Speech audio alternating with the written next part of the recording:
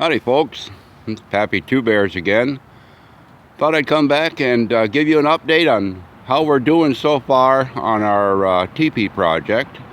We do have some new additions and I'd like to introduce them to you.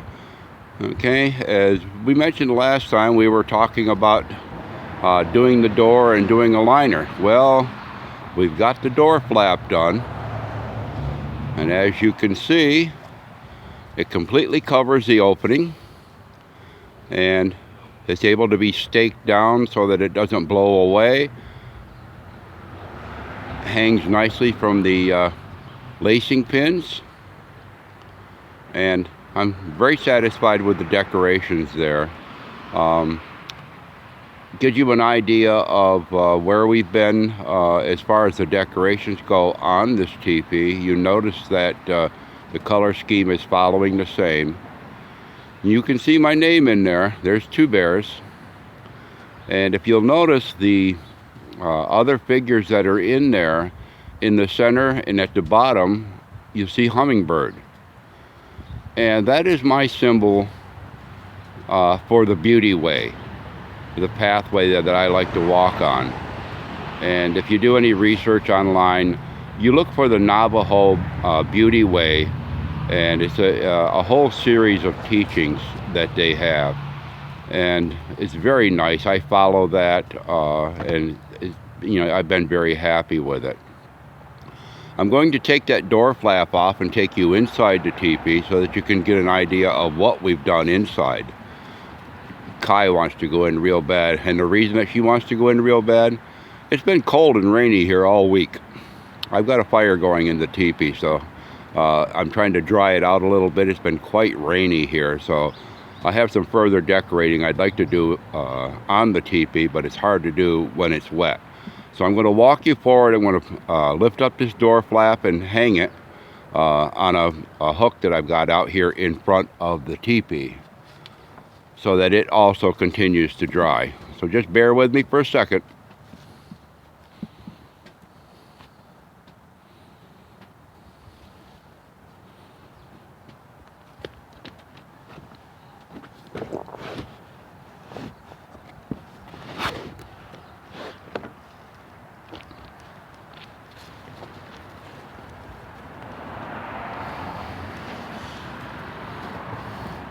And I just hang it up here and let it dry out.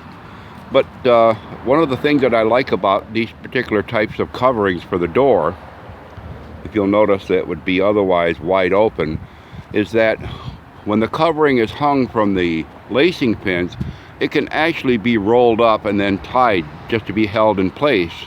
And then when you wanted it to let it down, just untie it and it would unroll itself down. So once again, we're going to duck our heads down, and we're going to go inside the teepee and see some decorations that I put in here, and starting to try to make it home.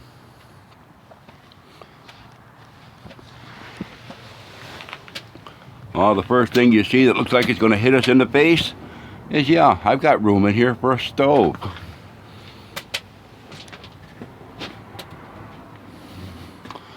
And I have put some decorations up already.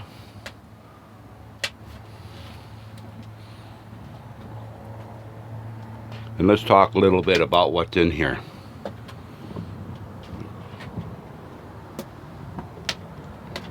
Oh, by the way, nice and warm in here. It's much warmer in here actually than it is in my house right now, because I haven't turned the heat on in the house. We had talked before about that I was going to be putting a liner inside to prevent the wind from coming up underneath the teepee. And if you'll notice that, and last time I had mentioned that it was going to be much easier for me and less expensive if I was to use the drop cloths, which is what I did. So these drop cloths are actually 4 foot wide, but they're 15 foot long. And what I've done is I've just attached them to the teepee poles and then allowed them to drop down. And as you can see, with the daylight coming through the liner at the bottom, it's held in place with just some stones and bricks that I have. And the back side of this liner is also waterproofed So it does, there's no water that comes in there.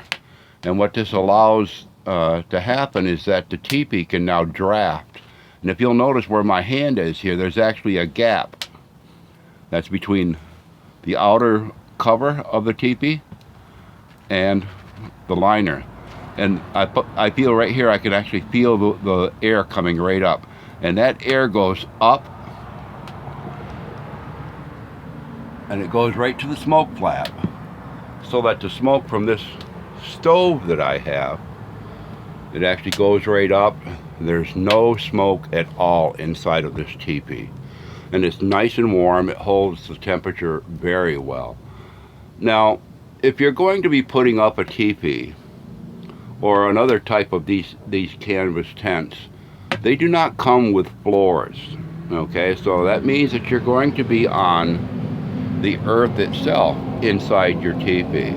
Now, in my case, what I've done is I've taken my sacred space here and I have placed down all kinds of pavers and everything. And I was fortunate. There used to be a swimming pool here, so I had a good base of sand and that sort of thing to do that.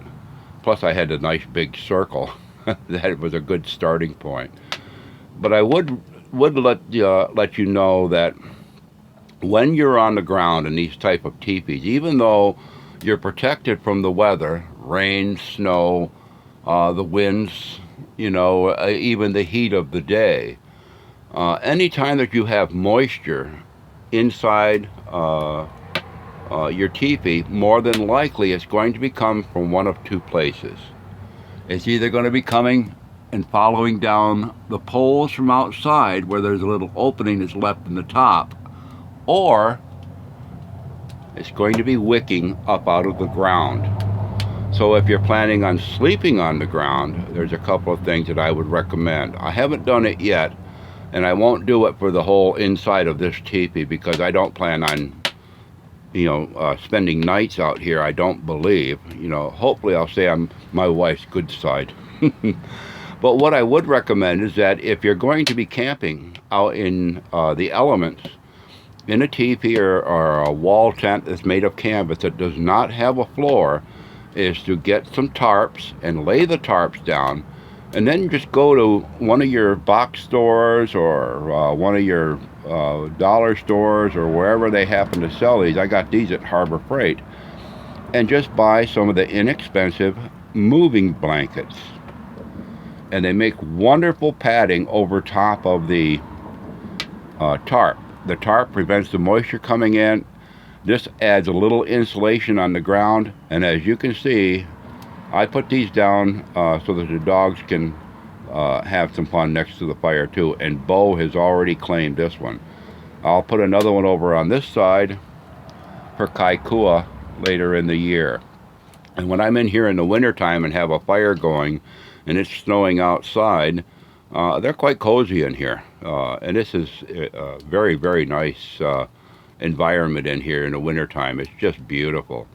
Now, this stove that I use is actually one, you've probably seen these for sale in many different hardware stores and stuff. And these are made for your outside fires.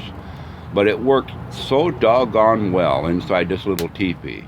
It's made of cast iron, and you can also get these made out of terracotta or whatever. But when you light the fire inside of this, it directs it up the smokestack a little higher. But the whole thing heats up, so it radiates heat. Now, later on, we're going to be doing a ceremonial fire as I bless this teepee. And on that, this stove will not be used for that. This is not used for any ceremonial things that I do. This is purely for just heating the teepee. Underneath, where that stove sits, okay, if you'll notice I've got a plywood cover there. That's where my ceremonial fire pit is, and you've seen that before. That's what we'll be using when we do the blessing ceremony that hopefully will be coming up. I'm going to try to get that done this upcoming weekend if I can. I'm waiting on some ceremonial supplies to come in. I've ordered some more California white sage. It should be in by the end of this week, so I'm hoping to get that done. The weather doesn't necessarily have to cooperate, and we can do that inside. And I would hope that you would be interested in coming back and participating in that with me. I would be honored to have you here. You followed me so far on the journey, so as we progress, you're going to see some more changes. I have been working on another little project. I'll show it to you here.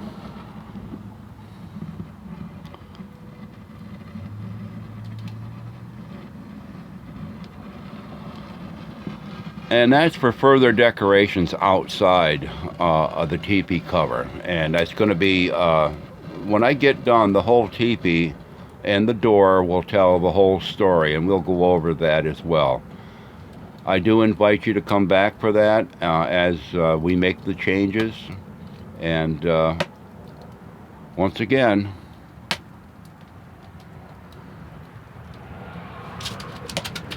I've got room for you to join me by the fire, and I would love to have you.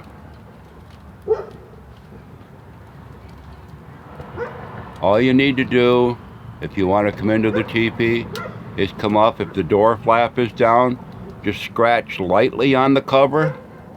It's like ringing an Indian doorbell. I'll hear you. I'll come and let you in. Be glad to have you. Share my earth walk with you. Share stories. Just have a good time. This is Pappy Two Bears. I'm glad you come along for this update on our Sacred Lodge, and I hope you join me on the next one, because it should be interesting. Until then, have a good earth walk.